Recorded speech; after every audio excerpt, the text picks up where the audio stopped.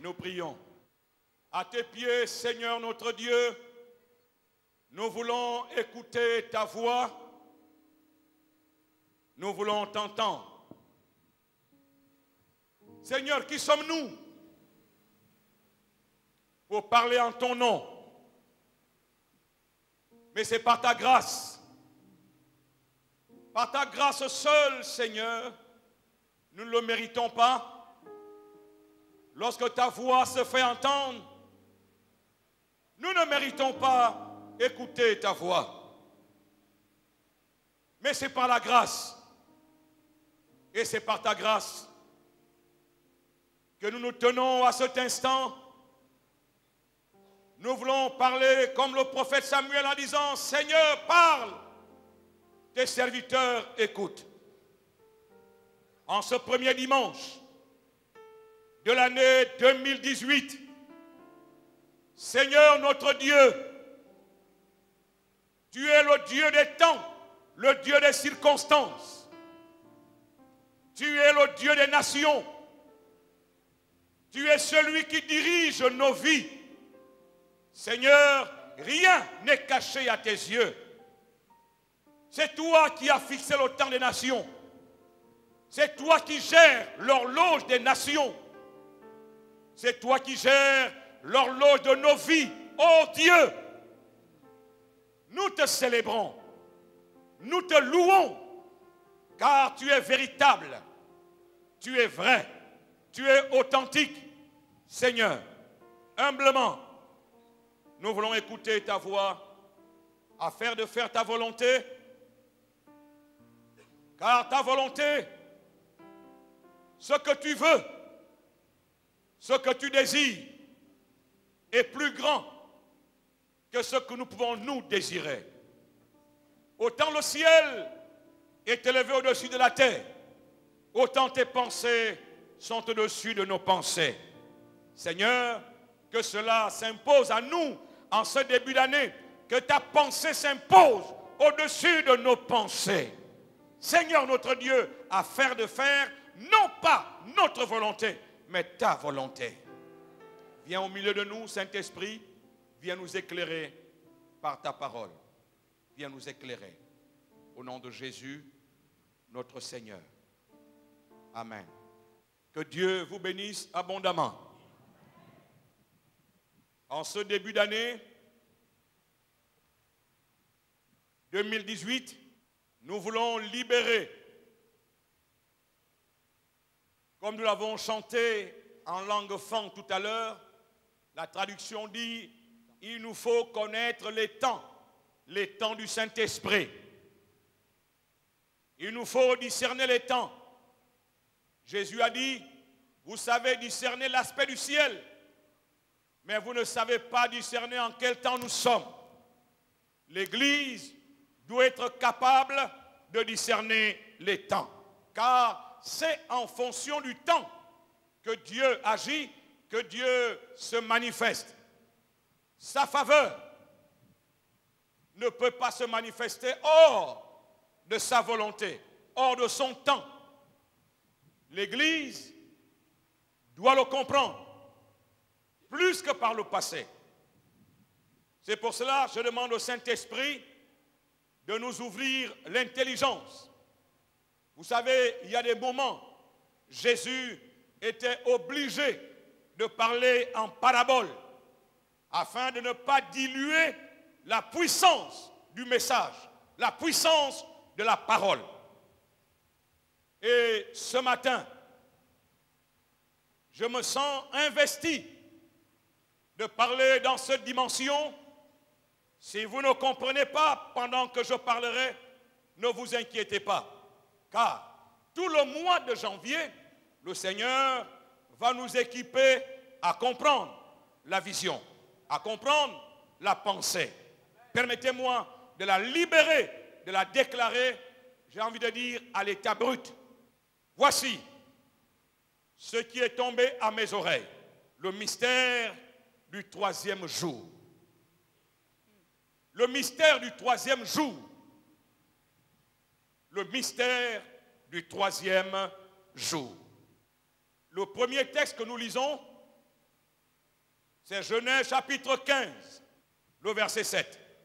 L'Éternel dit encore à Abraham, « Je suis l'Éternel qui t'ai fait sortir d'Ur en Chaldée pour te donner en possession ce pays. » Abraham répondit, « Seigneur éternel, à quoi connaîtrai-je que je le posséderai? » Et l'Éternel lui dit, « Prends une génisse de 3 ans. Prends une chèvre de 3 ans.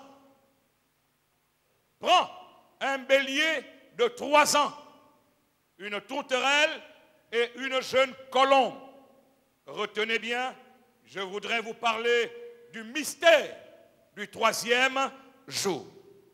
Le verset 10.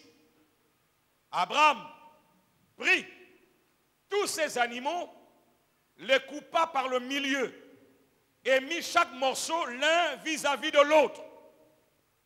Les oiseaux de proie s'abattirent sur les cadavres et Abraham les chassa.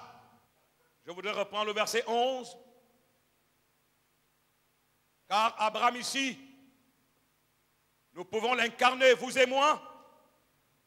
Les oiseaux de proie peuvent incarner le système mystico-spirituel organisé à préparer l'arrivée de l'Antéchrist, l'arrivée de la bête, l'arrivée de l'homme impie qui gouvernera le monde avant que les trompettes ne sonnent dans le ciel. Les oiseaux de proie s'abattirent sur les cadavres de ces animaux qui sont le symbole de l'alliance que Dieu traite avec les nations. Abraham les chassa. Au coucher du soleil, un profond sommeil tomba sur Abraham. Et voici une frayeur et une grande obscurité vinrent l'assaillir. Et l'Éternel dit à Abraham, « Sache que tes descendants seront étrangers dans un pays qui ne sera point à eux. Ils y seront asservis et on les opprimera pendant 400 ans. Mais je jugerai la nation à laquelle ils seront asservis et ils sortiront ensuite avec de grandes richesses. Toi, Abraham, tu iras en paix vers tes pères. Tu seras enterré après une heureuse vieillesse. » Écoutez bien, le verset 16. « À la 4e génération, ils reviendront ici, car l'iniquité des Amoriens n'est pas encore à son comble. » Permettez-moi de reprendre. À la 4e génération. Seigneur, que les paroles que je libère en cet instant soient, comme tu me l'as dit, des paroles de guerre contre le système mystico-spirituel qui s'organise à préparer l'arrivée de l'Antéchrist. Il n'apparaîtra qu'au temps que tu fixeras, mais pas avant. À la 4e génération, ils reviendront ici, car l'iniquité des Amoriens n'est pas encore à son comble. Chers amis, permettez-moi de vous déclarer de la part du Seigneur que le peuple gabonais entende, que les croyants de cette génération entendent. Les temps de Dieu ne sont pas arbitraires. Les temps de Dieu ne sont pas arbitraires. Et sa patience n'est pas éternelle. Vous savez, dans le Nouveau Testament, Romains chapitre 5, verset 20, car là où le péché a abondé, la grâce a surabondé. Ce que nous venons de lire, lorsque j'entends le Seigneur me dire que le temps de Dieu n'est pas arbitraire, il avait fixé 400 ans. La question qu'on pourrait se poser, pourquoi Dieu va-t-il attendre que son peuple soit sous la domination pendant 400 ans? Le chiffre 400, Dieu est allé le puiser où? Pourquoi pas 200? Pourquoi pas 50? Pourquoi pas... Voilà, pourquoi 400 ans? Écoutez-moi, l'une des réponses, il peut y avoir plusieurs, est que 400 ans pour que l'iniquité des Amoriens soit à son comble. Dieu a visionné et il a vu le temps qu'il fallait pour que l'iniquité des Amoriens, les Amoriens ici représentent tous ceux qui occupaient le territoire de Canaan que Dieu avait promis à Abraham, Isaac et à Jacob. Les occupants de Canaan, Dieu a regardé et il a fallu 400 ans. Pourquoi 400 ans? C'est le temps que Dieu a vu pour que l'iniquité des Amoriens soit à son comble.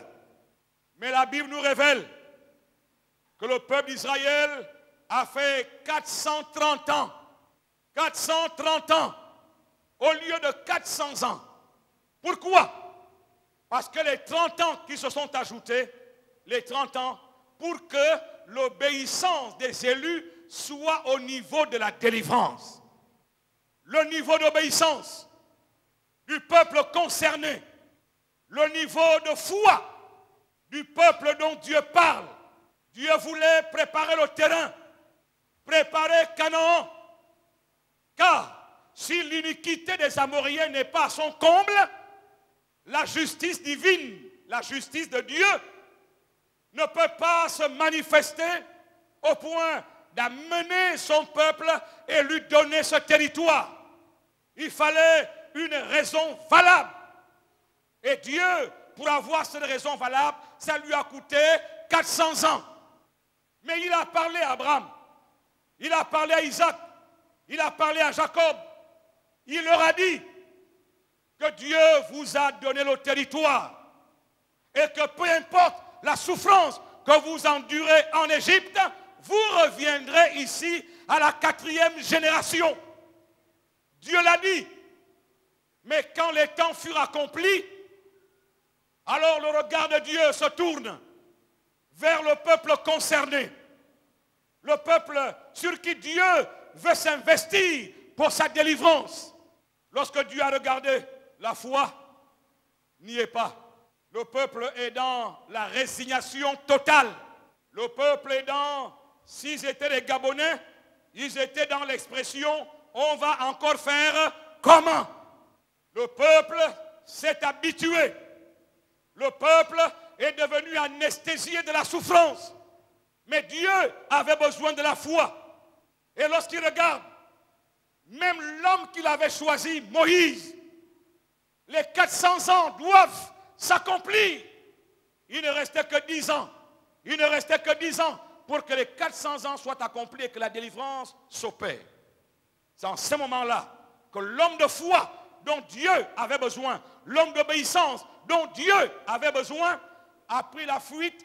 Il est parti dans le désert parce qu'il a fui Pharaon. Il a défendu sa propre vie. Sa vie a été plus importante que la volonté de Dieu qui doit s'accomplir. Je ne sais pas si quelqu'un m'entend. Et quand Dieu vient, Canaan est déjà préparé. Mais les concernés, je retourne aller les chercher pour les ramener là où j'ai dit à Abraham, Isaac et à Jacob, à la 4e génération, ils reviendront ici. Je pars les chercher, ils ne sont pas là. Je pars les récupérer, ils ne sont pas là. Je pars les délivrer, ils sont absents. Car croyez-moi, un peuple sans foi est invisible à l'œil de Dieu. Or, c'est avec la foi que Dieu agit. Sans la foi, il est impossible de lui être agréable. Je ne sais pas si quelqu'un m'entend. Alors, Dieu dans sa patience, extraordinaire. Dieu dans son amour, formidable, va patienter. Va patienter. Pourquoi il patiente? À cause du grand amour qu'il a pour son peuple. Dieu va patienter pendant 30 ans. 30 ans, ce n'est pas 30 jours. 30 ans, ce n'est pas 30 mois. C'est quand même 30 ans. Ça veut dire que pendant ces 30 ans, beaucoup de gens qui devaient vivre la délivrance sont morts. Vous êtes d'accord avec moi? Est-ce que Dieu a failli dans sa promesse? Non. Dieu vient chercher un peuple qu'il connaît. Mais un peuple sans la foi, Dieu ne le connaît pas. Vous pouvez crier, vous pouvez pleurer, vous pouvez faire tout ce que vous voulez. Sans la foi, vous êtes invisible à l'œil de Dieu.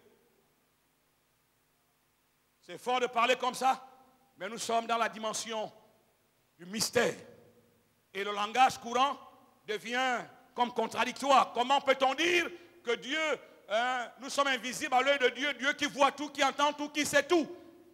Nous sommes dans la dimension du mystère. Nous ne sommes pas dans la logique humaine. Est-ce que quelqu'un m'entend? Le terrain est déjà préparé. Ça fait 30 ans que le terrain est préparé.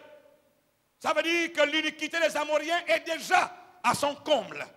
Maintenant, Dieu veut venir chercher son peuple, mais il ne le voit pas parce qu'il est totalement dans, j'ai envie de dire, le doute, dans l'incrédulité totale. Dans l'incrédulité. Est-ce que ça va encore avoir lieu? Est-ce que Dieu va encore agir? Est-ce que ce qu'il a promis va se réaliser? Et dans cet état, Dieu a patienté pendant 30 ans.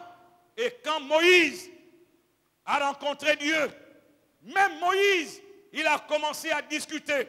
Il a commencé à bavarder, à dire à Dieu, je ne peux pas. Je vous passe de tous les détails parce que vous lisez la Bible. Et je ne suis pas là pour les détails. Je suis là pour déclarer les temps dans lesquels nous sommes et ce que Dieu veut faire dans la suite des temps. Il a fallu que Dieu mette autour de lui tout un arsenal, que Dieu lui donne un bâton, que Dieu lui suscite un prophète pour que Moïse aille affronter le système Pharaon. Écoutez-moi, Dieu avait besoin de la foi. Car Moïse, même lui-même, lorsqu'il va devant Pharaon, est-ce qu'il croit? Est-ce qu'il doute? Quand Dieu voit ça, il va compliquer la situation. Il va dire à Pharaon, ne libère pas le peuple. C'est Dieu qui faisait ça. Nous dit la parole, c'est Dieu qui faisait ça. Parce que quoi? Il ne peut pas délivrer Moïse et son peuple si la foi également, dont Dieu a besoin, de se positionner. Il y avait deux paramètres. Le premier paramètre, l'iniquité des Amoréens doit être à son comble. Deuxième paramètre, il fallait qu'il y ait la foi, l'obéissance absolue du peuple concerné. Croire que ce que Dieu a dit, il va le faire. Et il peut le faire. Alléluia. Alléluia. Je vous annonce, avec beaucoup de tristesse, que l'iniquité des Amoréens va encore augmenter.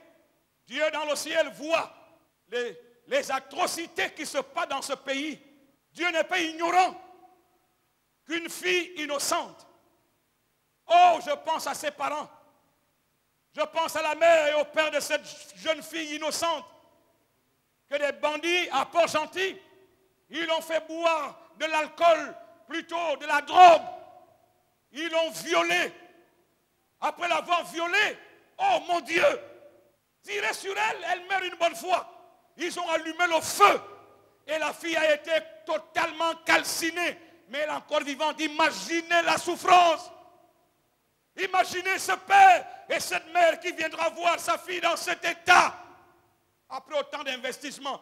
Pour quelle raison? Des atrocités qu'au Gabon, on ne pouvait pas s'imaginer qu'on pouvait vivre de telles choses. Je ne sais pas ce que ça vous fait. Nous sommes en train de toucher le seuil de l'iniquité des Amoréens. Le seuil est en train d'être atteint. Mais je m'adresse au peuple. Comment comprendre qu'un enfant, à cause de 50 francs, il va tuer son collègue à coups de couteau? J'ai grandi dans ce pays. Je n'ai jamais entendu de tels événements. Jamais. Jamais. L'homosexualité a atteint le niveau le plus élevé dans ce pays. Je ne peux pas commencer à vous citer ces choses-là. Parce que vous les voyez, vous les vivez. Comment comprendre que les Nations Unies classent le Gabon comme étant le pays le plus consommateur d'alcool? C'est publié dans l'Union, c'est publié, tout le monde est au courant, mais aucune décision n'est prise. Mais aucun Gabonais n'est animé de colère pour dire comment. Nous ne sommes qu'1 million d'habitants, un seulement. Ce qu'on ajoute là, ce qu'on ajoute après la virgule. Mais nous ne sommes que, je suis avant la virgule, 1 million seulement, 1 million. Le Nigeria a combien? Aidez-moi. Plus de 150 millions d'habitants. 180 millions d'habitants, le Nigeria. Qui boivent aussi les alcools. Mais un seul petit million dépasse 180 millions. C'est normal ou c'est pas normal? Au Gabon, nous sommes en train d'atteindre le seuil. L'iniquité des Amoréens est en train de toucher à son comble. Si ce n'est pas déjà fait. Mais le grand problème, c'est le regard de Dieu. Le regard de Dieu sur le deuxième paramètre. Le regard de Dieu sur le deuxième paramètre. Canaan est déjà préparé. Canaan, Dieu a vu, tout est prêt. L'action de Dieu peut déjà se manifester. Mais quand Dieu vient regarder ceux qui sont concernés pour Canaan, ils sont dans des combats qui n'ont rien à voir avec la pensée de Dieu. Ils sont dans des combats qui n'ont rien à voir avec le programme de Dieu. Ils sont dans des combats qui n'ont rien à voir avec ce que Dieu veut faire. Ou encore, s'ils sont même dans les combats de Dieu, ils le sont dans la chair et non pas dans la norme et dans la forme que Dieu veut. Église, je suis venu vous annoncer ce matin que Dieu exige une obéissance capable d'amener la vraie délivrance. Ces deux paramètres, je peux vous dire qu'il y a un qui est touché, mais le deuxième a un grand problème. Je vous parle ce matin du mystère du 3e jour. Lisons un roi chapitre 17, versets 21 et 22, suivez-moi. Il s'étendit 3 fois sur l'enfant. Nous sommes là avec le prophète Élie. Le prophète Élie, le il dont il est question ici, nous pouvons l'incarner, vous et moi, Église. L'enfant ici peut incarner ta famille, peut incarner ta nation, peut incarner même ton Église.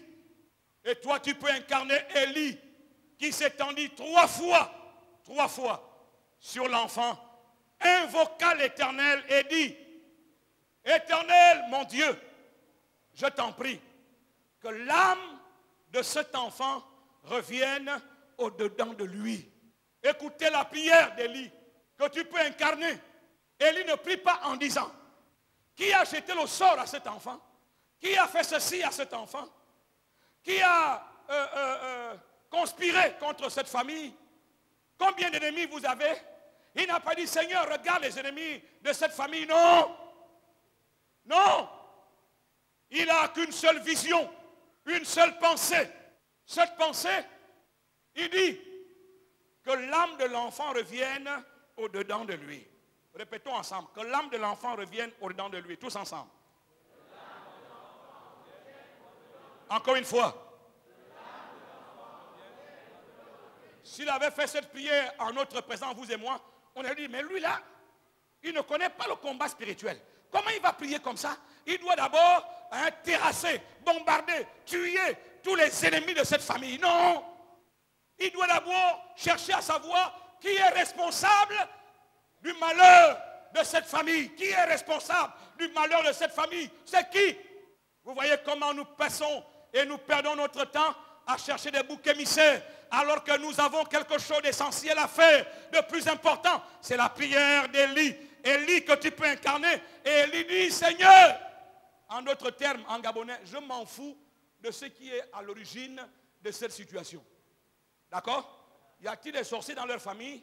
Est-ce que c'est son oncle qui a fait ça? Je m'en fous de ça. Moi, ce que je veux, je ferme les yeux sur tout ce qui m'entoure. C'est cet enfant-là qui m'intéresse.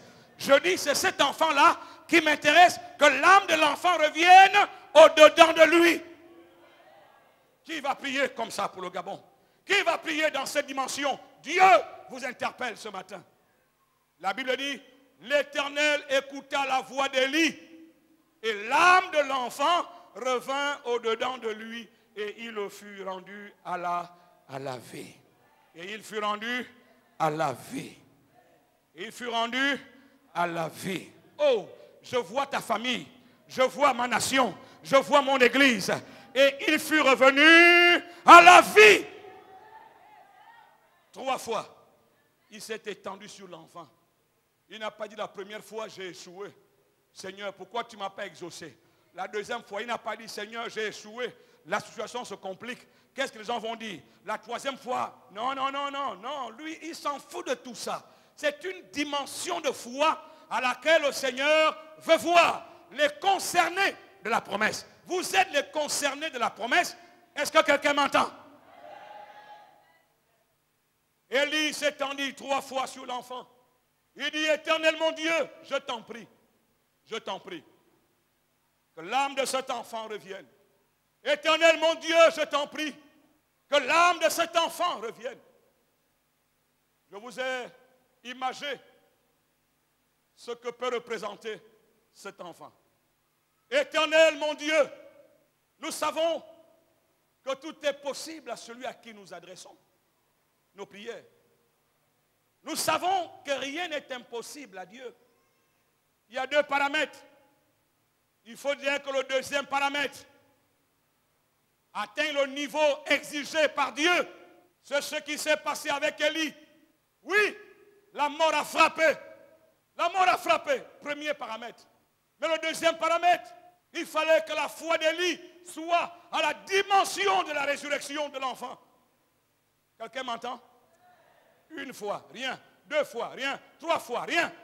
Parce que Dieu ne peut pas agir lorsque la foi n'est pas à la dimension où il peut te voir et libérer sa puissance. Dieu n'est pas un Dieu de pitié, c'est un Dieu de foi. Or, sans la foi, il est impossible de lui être agréable. Je dis à cette femme qui pleure, tu pleures parce que l'homme t'a abandonné. Il t'a abandonné avec les enfants et il a été extrêmement méchant. Tu peux pleurer, ma fille, même toute la nuit. Ce n'est pas ça. Réveille-toi et tourne ta foi vers Dieu et tu verras ce que Dieu va faire. Ce n'est pas un Dieu de pitié, c'est un Dieu de foi. Je voudrais vous parler du mystère du 3e jour. 2 Rois 20, verset 5. Avec le roi Ézéchias qui était tombé malade à la mort et Dieu lui envoie son prophète. Dieu dit au prophète qui avait déjà déclaré la mort du roi. Il lui a dit, Dieu m'a dit que tu vas mourir. Et dès qu'il a tourné le dos, Ézéchias s'est mis à pleurer, à prier, à dire à Dieu, Seigneur, souviens-toi de tout ce que j'ai fait en ton nom. Et Dieu va écouter sa prière et dit au prophète qui était même encore à la cour extérieure, retourne et dit à Ézéchias, chef de mon peuple, ainsi parle l'Éternel, le Dieu de David, ton père.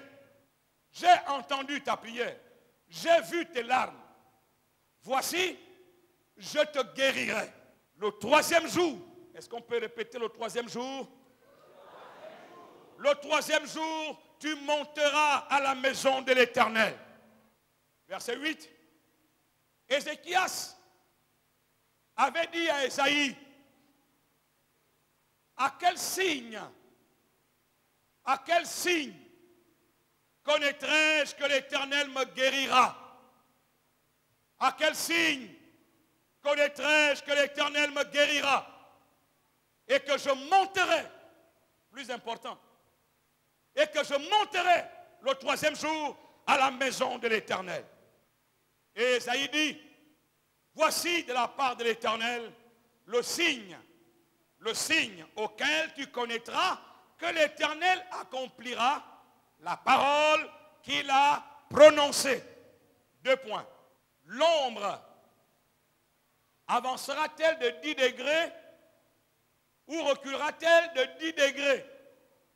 Ézéchias répondit, c'est peu de choses que l'ombre avance de 10 degrés, mais plutôt qu'elle recule de 10 degrés.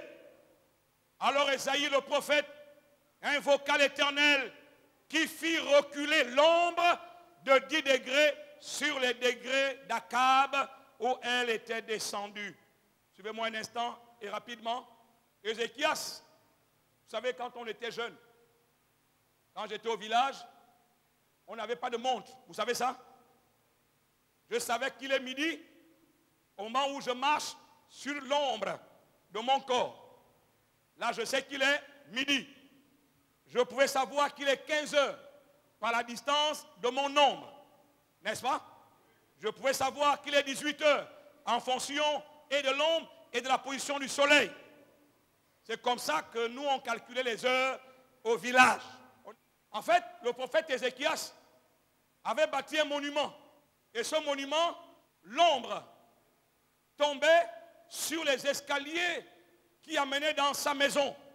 Et quand l'ombre est à la première marche, à la deuxième marche, à la troisième marche, à la quatrième marche, c'est comme ça qu'eux, ils calculaient les heures. Il demande à Ésaïe, le prophète, quel est le signe que j'aurai que Dieu va accomplir sa parole et que le troisième jour, je monterai à la maison de l'Éternel. Ésaïe lui dit, il y a un signe. Qu'est-ce que tu veux? Toi-même choisis. Que Dieu avance l'ombre de 10 degrés, c'est-à-dire avancer le temps, ou bien que l'ombre recule de 10 degrés. Qu'est-ce que tu choisis? Écoutez le roi Ézéchiel, il dit, ah, je connais Dieu. Faire avancer l'ombre, ça c'est facile. C'est rien du tout. Mais le faire reculer, ça, ce sera un vrai signe dont j'aurai besoin. Ésaïe invoqua l'Éternel et l'Éternel fit reculer l'ombre de 10 degrés. C'est un grand miracle. Dieu a inversé la rotation de la terre. Non, vous ne me suivez pas là. Parce que si la terre tourne comme ça, accélérer le mouvement, ça c'est rien.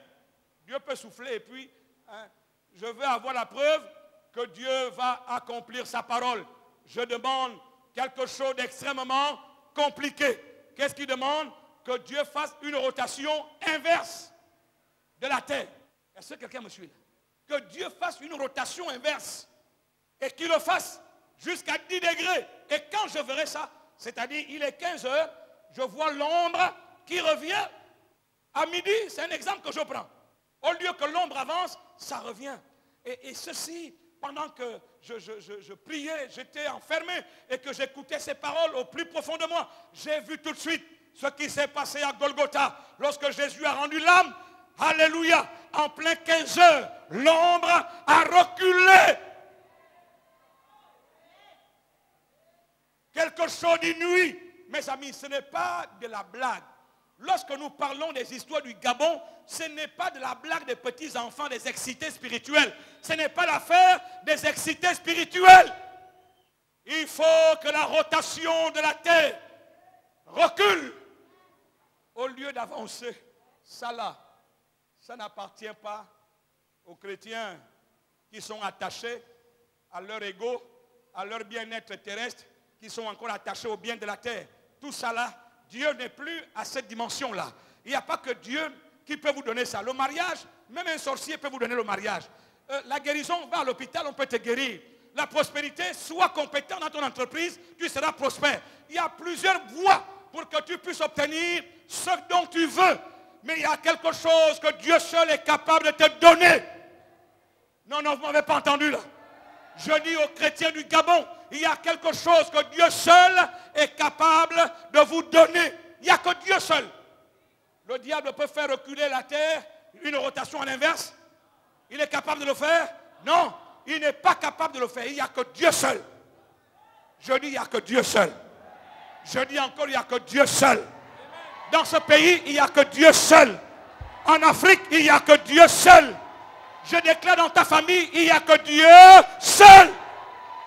Il n'y a que Dieu seul capable de le faire. Alléluia. Alléluia.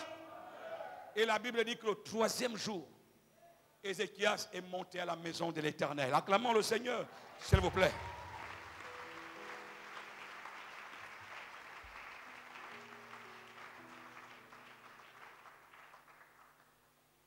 Le mystère du 3e jour.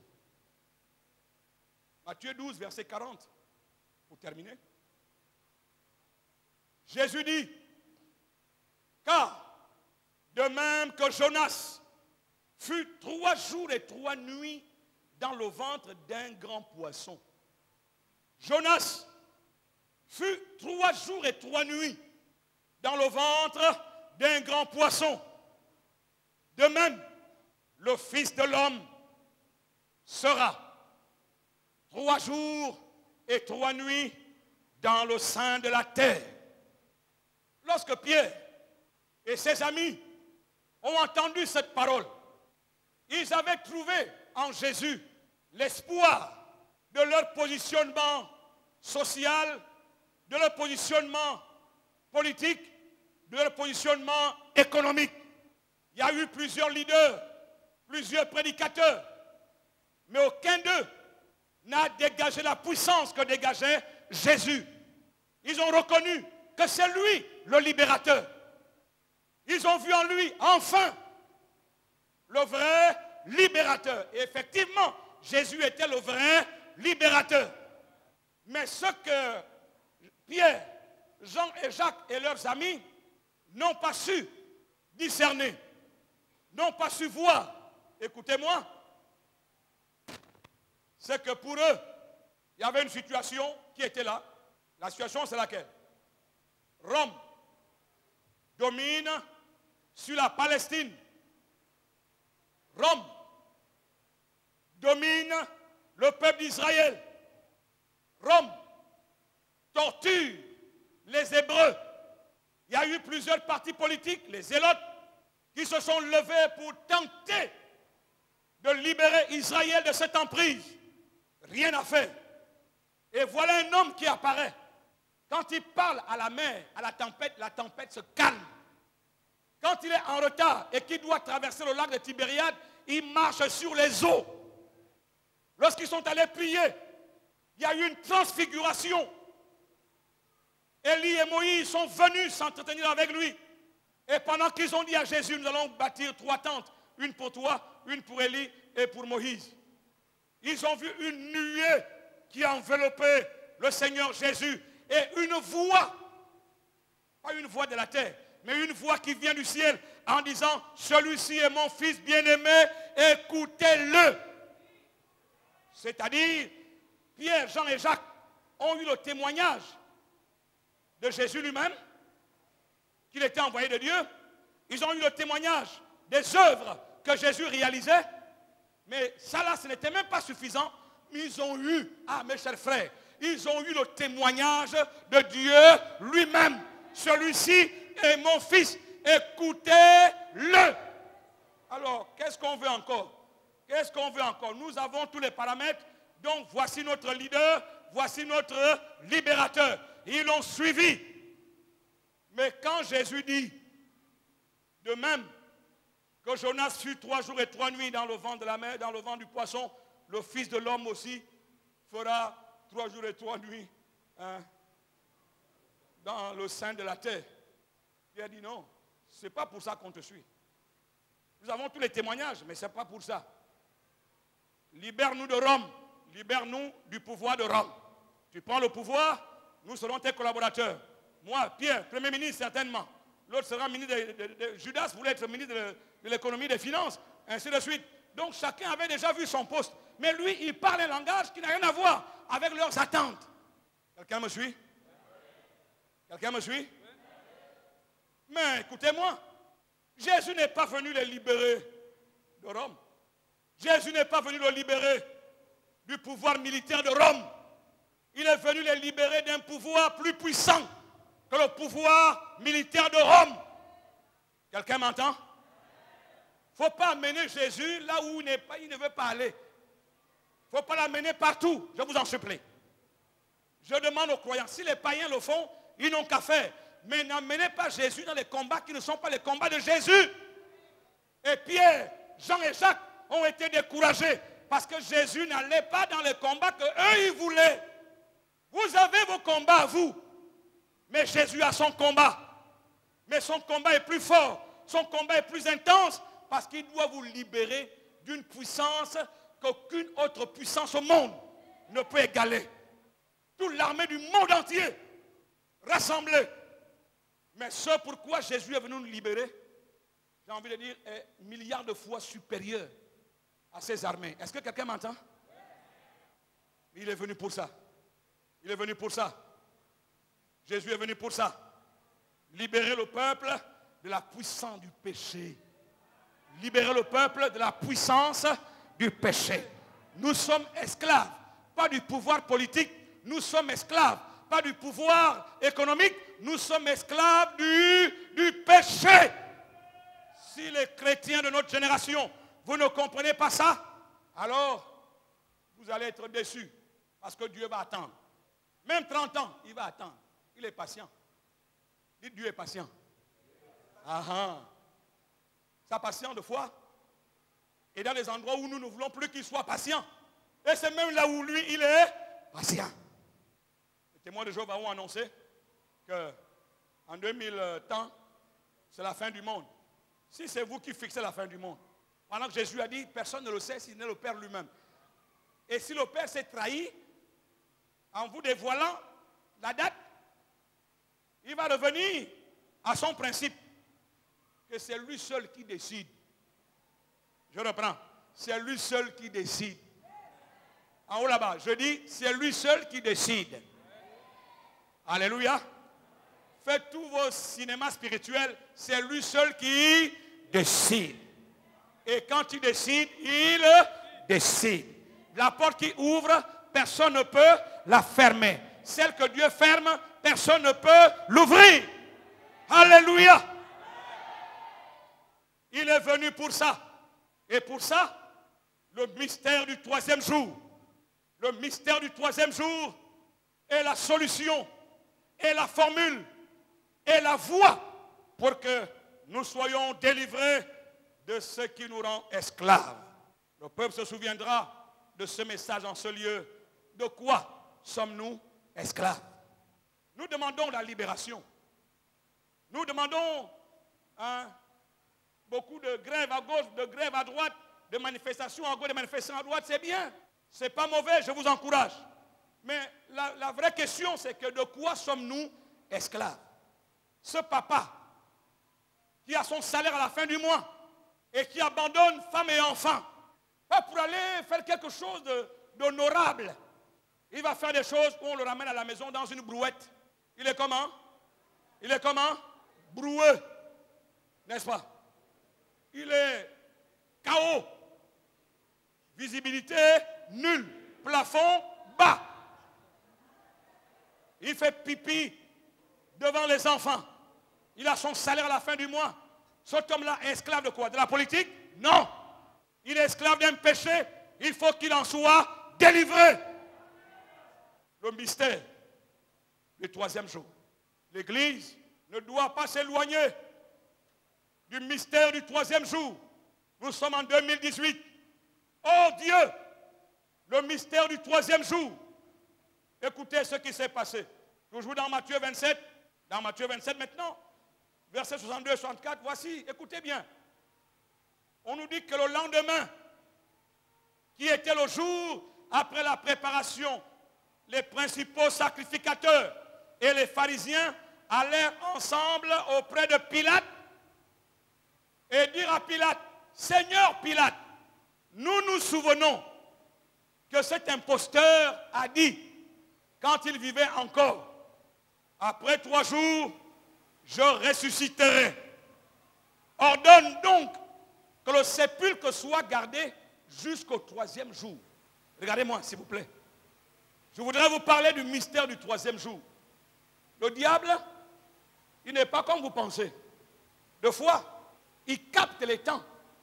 Il connaît les temps. Il connaît les temps prophétiques des nations. Et comme il sait que ce que Dieu a dit, ça va se faire, alors lui, il veut anticiper pour, comment dire ça, pour pervertir. Je prends un exemple pour bien vous faire comprendre. Nous vous annonçons que nous sommes dans l'ère prophétique. Du réveil en Afrique, nous sommes dans l'ère prophétique. Il y a eu l'ère des évangélistes, il y a eu l'ère pastorale. Nous sommes dans l'ère prophétique. Le diable le sait et il dévance. Alors il fabrique lui-même des prophètes. Et aujourd'hui, tout le monde, pour ne pas dire toutes les femmes, veulent être prophétesses. Surtout les femmes. Et je sais pourquoi le diable utilise les femmes. Je le sais. Ce n'est pas là mon message. Tout le monde veut être prophétesse. Et les prophétesses ou les prophètes qui vous escroquent, qui vous pillent, qui divisent des familles, qui disent que c'est ton père, c'est ta mère, c'est ton oncle, c'est lui qui veut bloquer l'enfant. Cette histoire m'a choqué. Un couple amène l'enfant dans un hôpital, je ne jetais le nom par discrétion, et le médecin qui reçoit l'enfant, il est aussi nganga, paraîtrait-il, et il dit à la maman de l'enfant que, je vais tenter de soigner l'enfant, mais je vous dis la vérité, j'ai 4 yeux, moi aussi, mais ce n'est pas un problème, c'est la belle-mère qui veut manger l'enfant. Dès que tu dis ça, qu'est-ce que tu as créé? Qu'est-ce que tu as créé? Tu peux monter, descendre, c'est le diable qui t'habite. Je dis, tu peux monter, descendre, c'est le diable qui t'inspire. Quelqu'un m'entend? Voici comment il vient pervertir ce qui est dans l'air du temps. Et faites attention à des prophètes qui ne vous révèlent pas le conseil divin, qui ne vous révèlent pas Jésus, mais qui vous révèlent les sorciers, les marabouts, les choses de la terre. Non, non, un vrai prophète n'est pas là pour les choses de la terre. Un vrai prophète, il prend le cœur de Dieu et il le balance. Il ne prend pas d'offrande pour ça. Parce qu'il n'a payé aucun prix pour ça.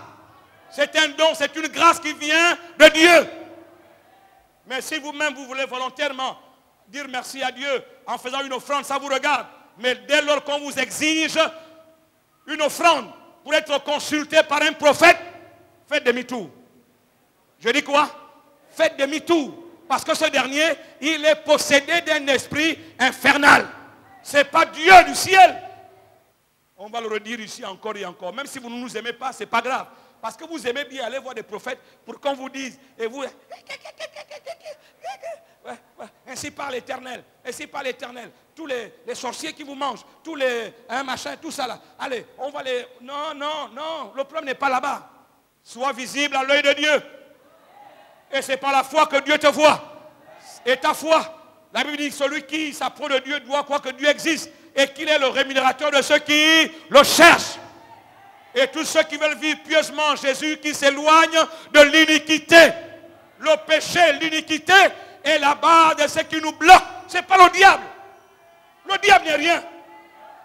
Jésus l'a vaincu à la croix. Jésus l'a dépouillé à la croix. Ce sont vos cœurs, ce sont vos péchés qui mettent une séparation entre vous et Dieu. Et l'empêchent même de vous écouter.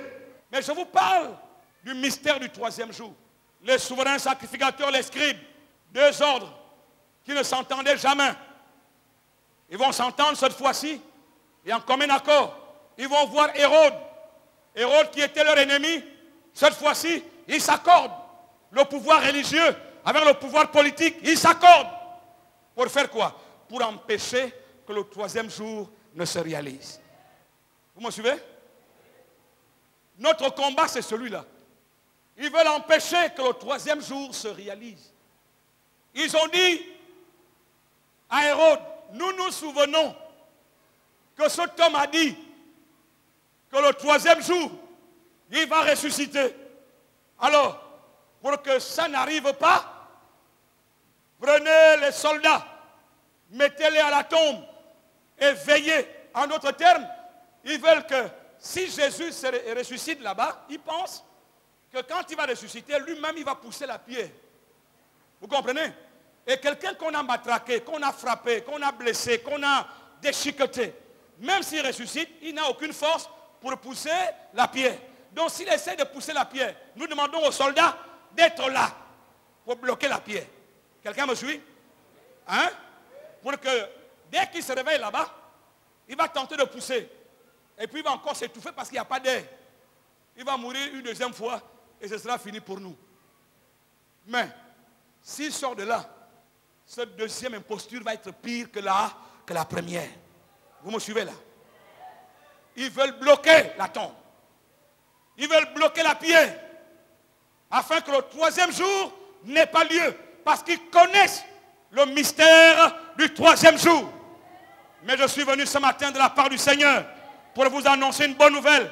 Actes des Apôtres, chapitre 10, verset 39. Nous sommes témoins de tout ce qu'il a fait dans le pays des Juifs et à Jérusalem. Ils l'ont tué en le pendant au bois. Mais la Bible déclare que Dieu l'a ressuscité le troisième jour. Alléluia! Alléluia! Vous pouvez faire tout ce que vous voulez. Mettez des soldats pour garder la tombe jusqu'au troisième jour. Ce n'est pas Jésus lui-même qui viendra pousser la pierre. Quelque chose va se passer. Mais ce n'est pas Jésus lui-même qui viendra pousser la pierre. Je ne sais pas si quelqu'un m'entend. La solution n'est pas sur la terre. La solution n'est pas dans la tombe. Oui, on est dans la tombe. Oui, il y a une pierre sur la tombe. Oh, Gabon, écoute-moi bien. Oui, il y a une pierre. Oui, on a placé les soldats. Mais la réponse ne vient pas de la terre. Oh, la Bible déclare qu'un ange est venu du ciel. Un ange est venu du ciel. Une puissance est venue du ciel. Et cette puissance a poussé la pierre. Et Jésus, le troisième jour, il est ressuscité.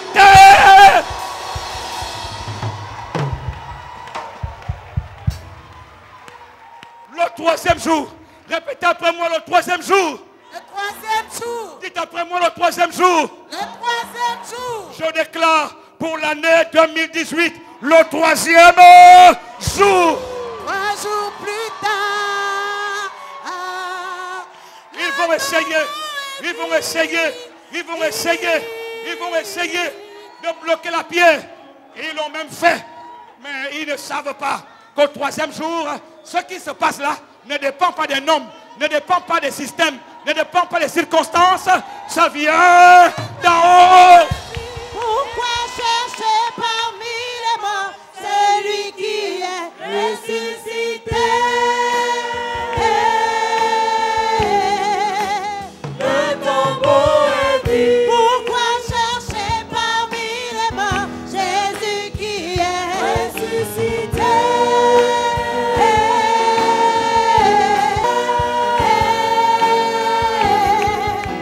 Le tombeau est vide. Écoutez-moi, la réponse du Gabon vient du ciel. L'action vient du ciel. Dans ta famille, l'action vient du ciel. Dans ton église, l'action vient du ciel. Même dans ta vie, l'action vient du ciel. J'ai parmi les morts celui qui est ressuscité. Le tombeau est vide. Pourquoi chercher parmi les morts celui qui est ressuscité? Le tombeau est vide. Écoutez-moi, que tout le monde se lève. Nous sommes dans l'action spirituelle qui ouvre la porte de cette année 2018. Pour le Gabon, pour ta famille, pour ta vie, pour ta famille et pour ta vie. Je voudrais rappeler tout ce que vous avez vu jusqu'à présent. Tout ce que vous avez vu jusqu'à présent, c'est l'action des pharisiens, les scribes avec Hérode. Ils ont placé les soldats à la tombe. Et nous étions là en train de regarder. Premier jour, Rien ne s'est passé. Deuxième jour, rien ne s'est passé. Ils ont même pensé qu'ils peuvent bloquer le troisième jour. Mais attention, vous pouvez jouer avec le premier jour. Vous pouvez jouer avec le deuxième jour. Mais le troisième jour, le tombeau est vide. vous ne pouvez jouer avec le troisième jour. So, gloria a Dios. Le tombeau est vide. Gloria a Dios. Le tombeau est vide. Le tombeau est vide. Le tombeau est vide. Dieu l'a ressuscité le troisième jour. Répétez après moi, Dieu l'a ressuscité le troisième jour. Dites-le encore, même si vous ne comprenez pas ce qui se passe, nous ouvrons la main de Dieu pour l'année 2018. Dites après moi, Dieu l'a ressuscité le troisième jour. Voyez votre famille, voyez votre vie, voyez le pays. Et répétez après moi, Dieu l'a ressuscité le troisième jour. Où est le chauffard? Où est le chauffard? Où est le chauffard? Où est le chauffard? Où est le chauffard? Où est le chauffard? Le tombeau est vide. Le tombeau est vide. Le tombeau est vide. Ensemble comme un seul homme, nous ouvrons les écluses des cieux.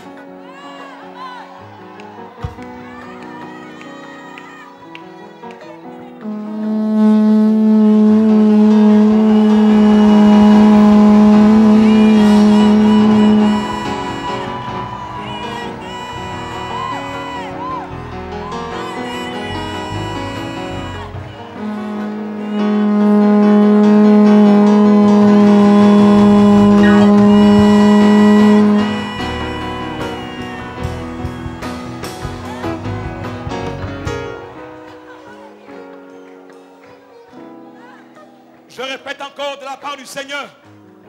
Vous avez joué avec le premier jour. Vous avez joué avec le deuxième jour. Vous avez même fait les plans pour le troisième jour. Votre plan est échoué.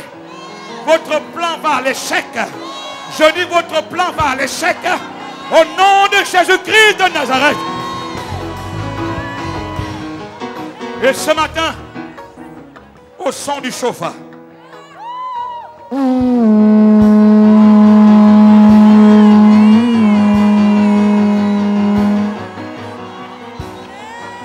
nous déclarons au nom de Jésus-Christ de Nazareth 2018 la puissance de la résurrection.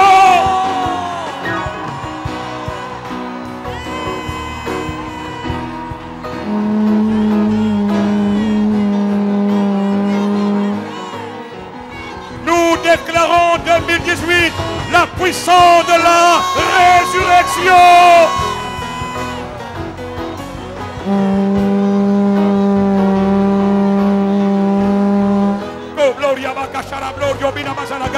La résurrection dans ta vie, la résurrection dans ta famille, la résurrection. Oh, le pouvoir du troisième jour. Maintenant. Ayez les yeux ouverts, Oh, yes. Maintenant.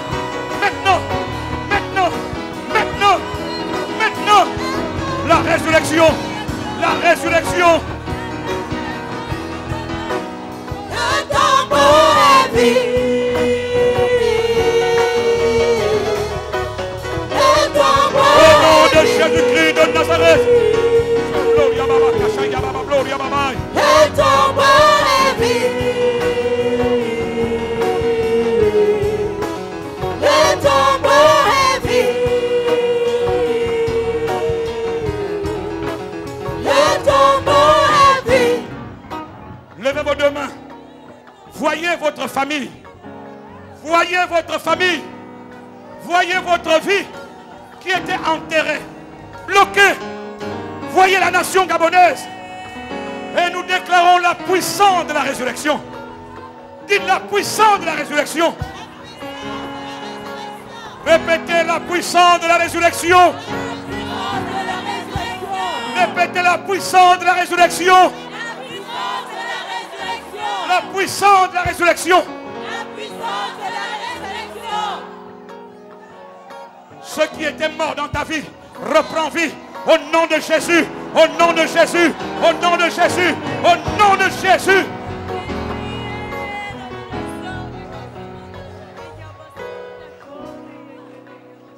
Je dis à quelqu'un, s'il faut pour cela que Dieu fasse tourner la terre, une rotation en inverse, s'il faut que Dieu le fasse, s'il faut que Dieu le fasse, à cause du mystère du troisième jour dans lequel nous rentrons, alors Dieu fera tourner la terre en rotation inverse.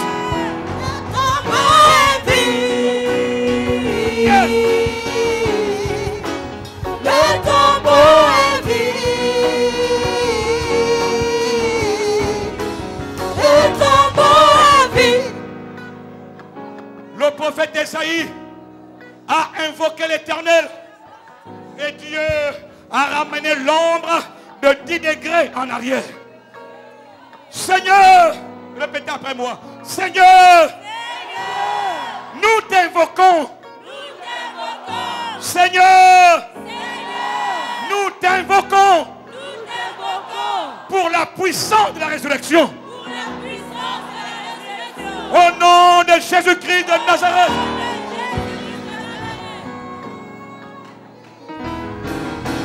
Le tombeau est vide.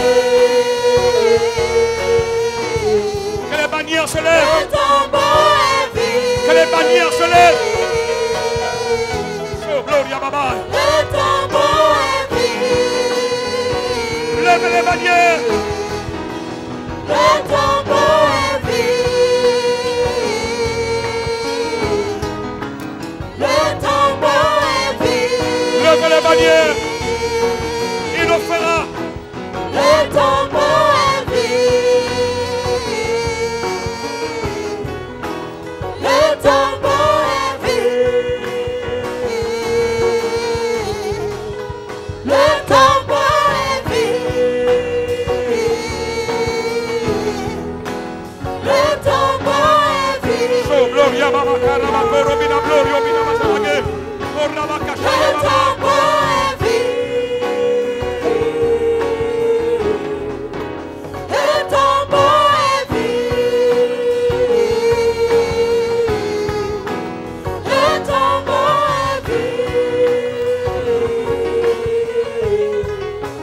Le tombeau est vide. Le tombeau est vide.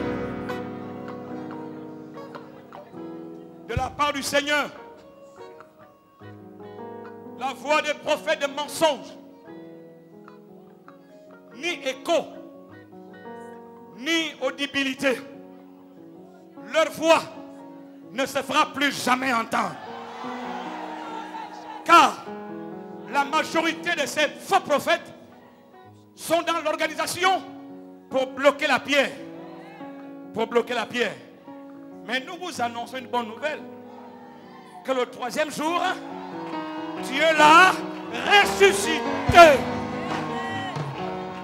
Alors, s'il y avait quelqu'un qui nous suit, s'il y avait quelqu'un ici, et qui sera dans cette organisation, sortez de là. Car votre échec est déjà annoncé. C'est un match en différé. Ce match est en différé. Je vous annonce que la victoire est à vous. La victoire est pour le peuple de Dieu. La victoire est pour toi. La victoire est pour toi. Car la puissance de la résurrection. Le tombeau est vide. Le tombeau est vide. Le tombeau est vide.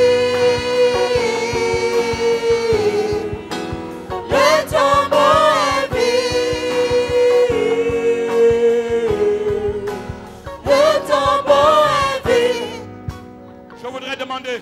Ne bougez pas, vous qui êtes là devant, ne bougez pas. Ne bougez pas. Restez avec cette présence. Tu es venu pour la première fois.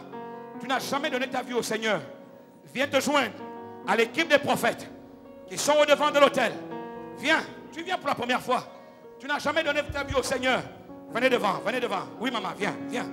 Cette année-là, c'est pour toi. Cette année, c'est pour toi. Touche l'autel, touche l'autel. Touche l'autel, viens, viens. Laissez-les toucher l'autel. Viens, touche l'autel, touche l'autel. Touche l'autel. Je déclare la résurrection dans ta vie. Je déclare la résurrection dans ta vie. Je déclare la résurrection dans ta vie. Et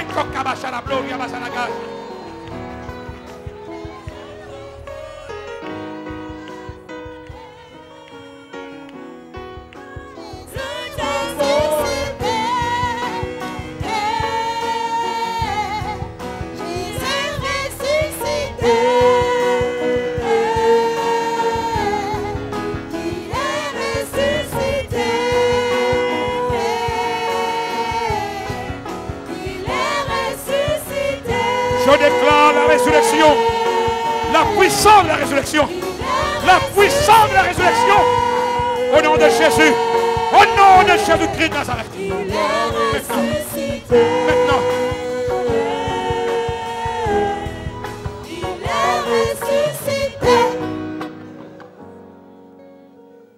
Soyons dans l'action de l'Esprit, répétez après moi, tout le monde. Vous qui êtes là devant et tout le monde. Dites Seigneur. 2018. Je t'invoque ce matin. Le premier dimanche 2018. Oui, il y a eu mort dans ma vie. Là n'est plus mon problème. Aujourd'hui, et en ce jour, je t'invoque. Au nom de Jésus, je déclare pour ma vie, pour ma famille et pour mon église, sans oublier ma nation. Oh Dieu, oh Dieu, je déclare la puissance de la résurrection. La puissance de la résurrection. La puissance de la résurrection.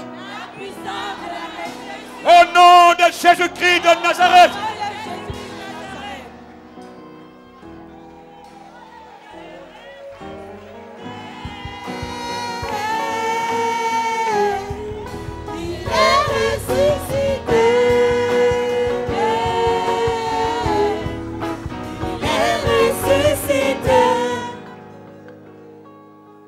Continuons à prier. J'ai prophétisé sur vous. Vous étiez sur cette estrade. J'ai dit que la mort qui rôdait autour de vous, Dieu vous a tiré de là. Maintenant, le paramètre qui reste, un seul paramètre, c'est ta foi visible aux yeux de Dieu. Que la peur t'abandonne, que la crainte t'abandonne, que les inquiétudes t'abandonnent. Et lève ta foi, car c'est le temps. Et ceux qui ont voulu bloquer la pierre verront la gloire du ressuscité.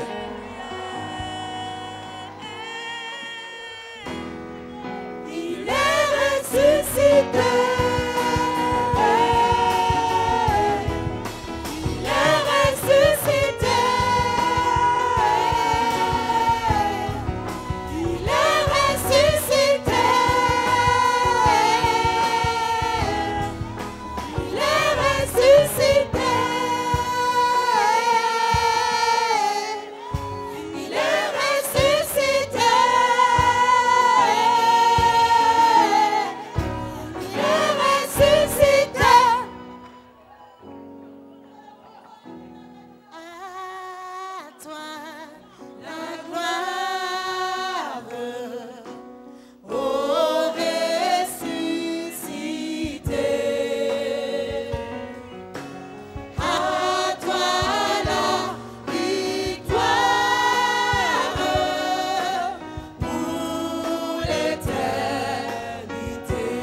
C'est ce que nous avons à faire. Chantez. Chantez. La gloire. N'hésitez pas. Au ressuscité. N'hésitez pas. À toi la victoire pour l'éternité. Brillant de lumière.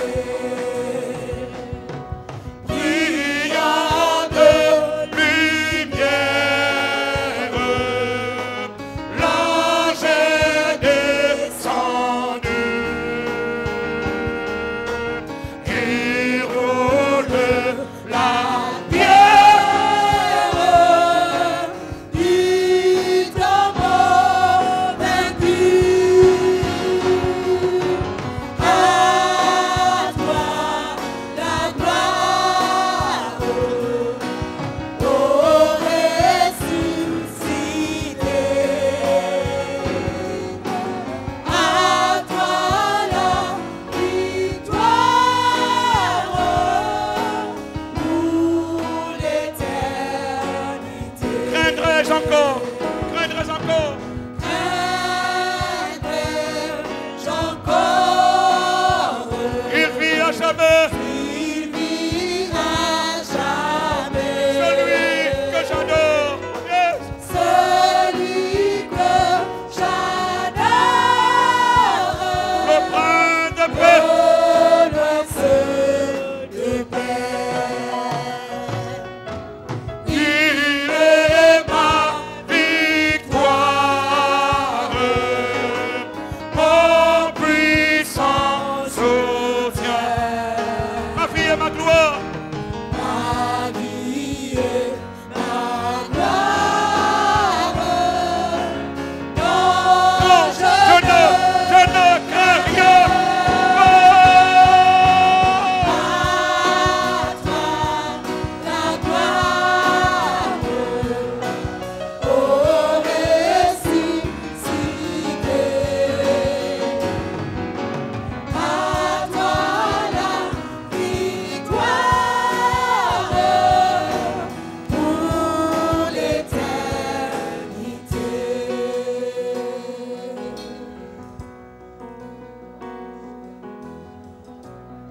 Tu as le témoignage de la puissance de Dieu dans ta vie. Ça n'est rien par rapport à ce que Dieu a planifié. Ce que Dieu a planifié est au-delà de ce que tu peux penser ou imaginer. Et c'est le temps. Et c'est le temps. Et c'est le temps. Et c'est le temps. C'est le moment 2018. Je déclare que ce que Dieu a planifié, c'est au-dessus de tous tes désespoirs. Dieu le fera encore et encore.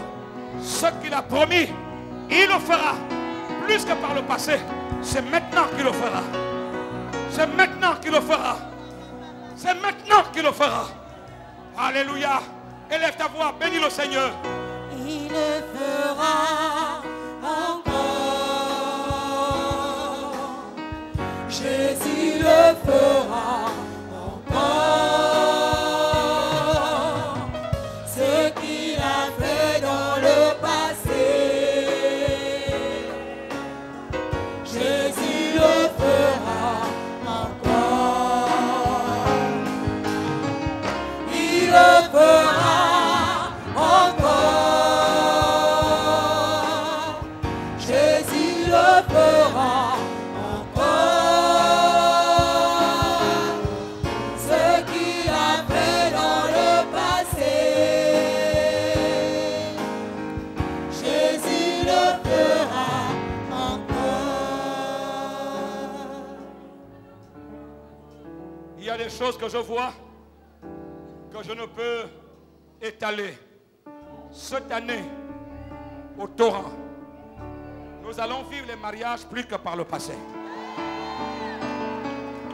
La célébration des mariages s'ouvre dans une dimension de la résurrection. Dans une dimension de la résurrection.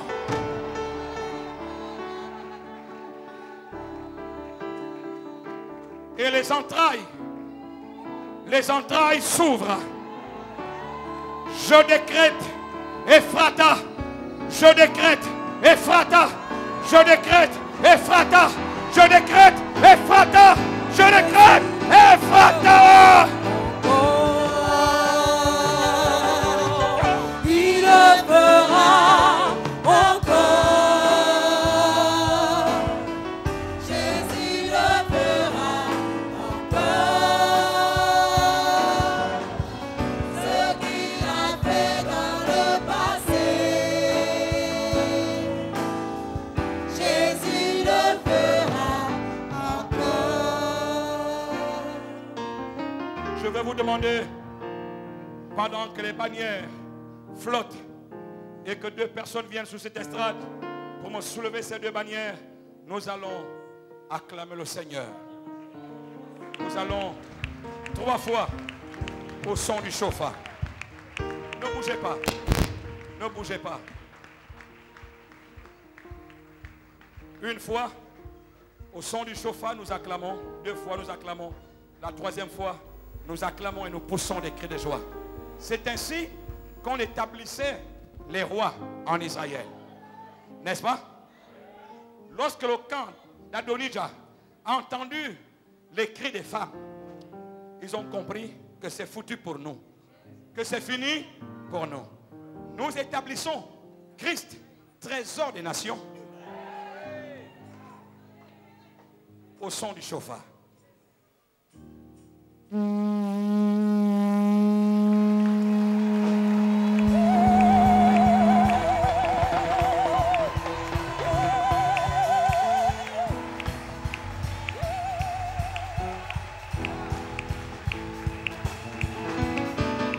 Alléluia. Nous établissons Christ, trésor des nations, au son du chauffard.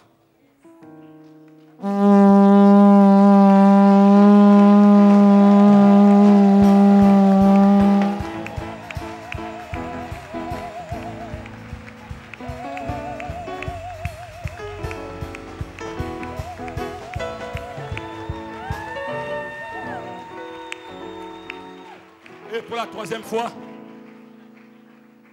les femmes vont pousser des cris de joie pendant que les hommes crient « Vive le roi ».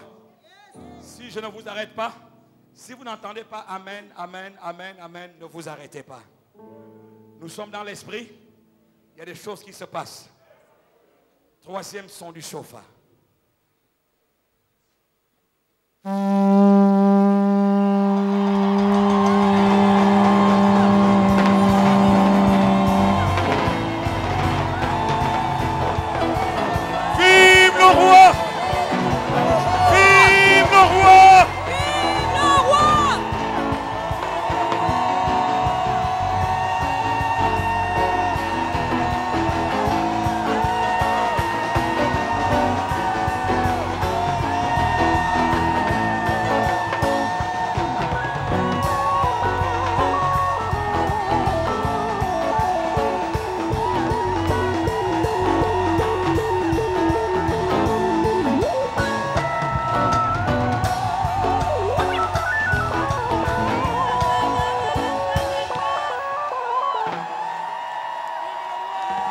Amen.